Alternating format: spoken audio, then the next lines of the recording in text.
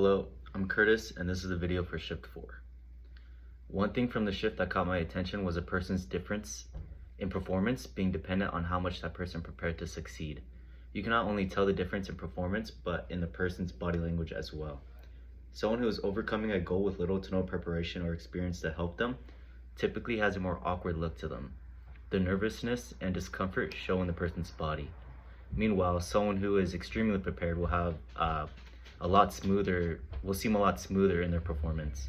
Their body language will show that they are more at ease and they'll have a more efficient use of their energy. I connected personally to this shift by relating to using self-talk and ideas in order to motivate and bring confidence in myself to complete whatever task I'm trying to finish. The All Blacks rugby team used a pre-game ritual with the purpose of bringing up the team's motivation to succeed, increasing their confidence, and also increasing their presence to intimidate whatever team they're going up against. I do the same thing, not as a pregame ritual, but as telling myself these self-talk statements so I can feel more confident in what I'm doing. I will use self-talk statements for motivation, constantly bringing up why I'm doing something I don't want to and how it will benefit me in the future. A new idea that I've noticed while reading this shift was, I don't know how to say it right, misogi. It's a Japanese Shinto ritual that the NBA player Kyle Korver was seen doing one summer before the year he made the All-Star team. I was already interested in Kyle Korver, so it wasn't hard to latch onto this idea of this ritual. This ritual consisted of doing physical activity and then washing in on an icy waterfall afterwards. This is meant to shift the mind of the player before going up against their goal. In this case, it would be Kyle Korver's next season.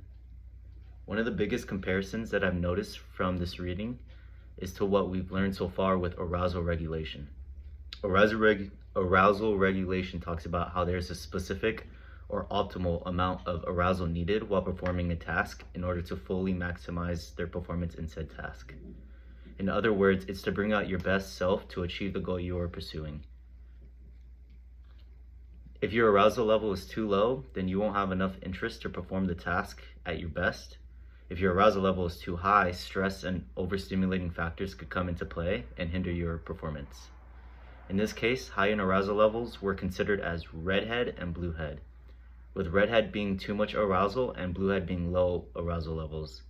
The All Blacks rugby team implemented a strategy into their training regimen where they would practice with full intensity in order to work on their high arousal level during preparation. And then they would shift their mind to a low arousal level during games in order to keep calm and leave extra room in their arousal level for pressure coming from said game. One exercise that I'm going to start doing is implementing a comfort music playlist. I already listen to music and have seen the benefits of how it affects me while I'm working out at the gym. I've rarely used any comfort songs while working out. I usually use songs I like and what makes me feel good at the moment. Bringing in more comfort songs might bring me at ease when performing any stressful tasks, so I can see how it would be beneficial to me and my overall performance.